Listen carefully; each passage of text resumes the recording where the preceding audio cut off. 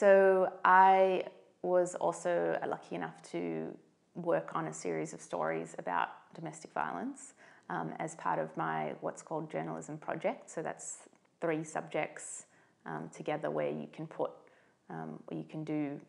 a series, either a series of stories on one topic over the 3 semesters, or one massive story or something like that with the Citizen. So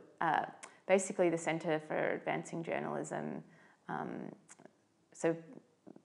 had decided. So Margaret Simons at the Centre for Advancing Journalism had thought that it would be good to do some work on reporting on violence against women, and basically reporting on this issue in a more nuanced way than was happening sort of, in the media generally, and to sort of look towards the sector for some direction on how that could best be covered, because it had sort of come out that it was problematic, that I think people are kind of aware of, that there's issues now with the way it's been reported historically, and a lot of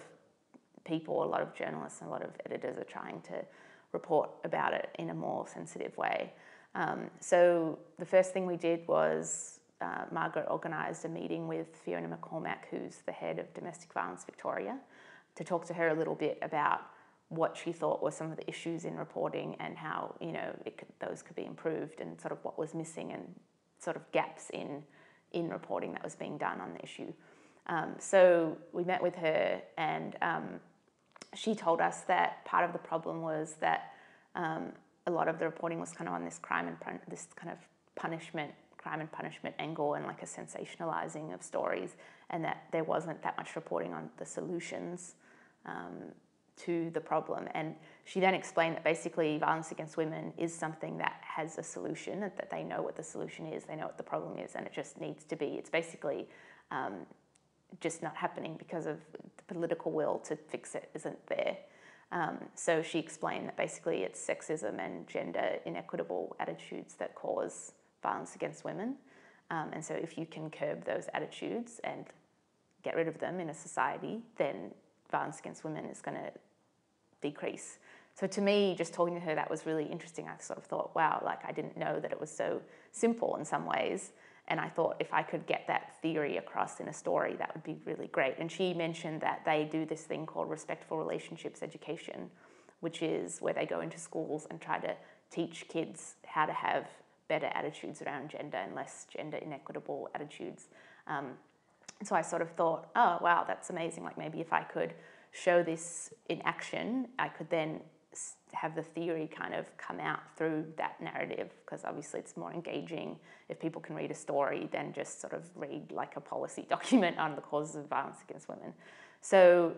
from that point, we kind of decided that I would be focusing on these programs in schools, and I was then working with Simon Mann at the Citizen on how to make that happen. And so the first thing was kind of learning about these programs, and so I had to read a whole lot of just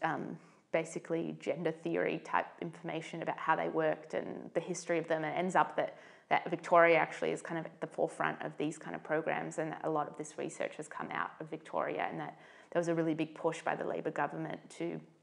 support the development of this kind of preventative work, and then it was kind of stalled with the state government that came in after that. So that was really interesting too, from a local angle, just to see that there was this politics going on. And so after kind of getting my head around that jargon and talking to some people in the sector, I was basically asking them, how can I get into these schools? And the problem is getting into schools is really hard, because obviously, for good reasons, they don't want people shoving cameras in the faces of students and asking them questions, and perhaps putting them out in a light that they isn't positive, or in a way that they don't really have control over. So it basically meant that I had to do a lot of calling of different domestic violence organisations and different kind of leads, that one thing led to the other, to try to get into these schools. And finally, sort of after casting this wide net of different people in the sector, a few different people had schools I could go to. So there was like CASA, who run lots of programs around the country, the Centre Against Sexual Assault, and then they got me into one school in Geelong, which is a Catholic boys' college, that is running this program across all of Year 9. And then another academic that I spoke to had access to a special school in Moorabbin, that was in southeastern suburbs, that was a school especially for kids who had different behavioural issues. So there was like a really small school of about 10 kids in a class. So it was a really good contrast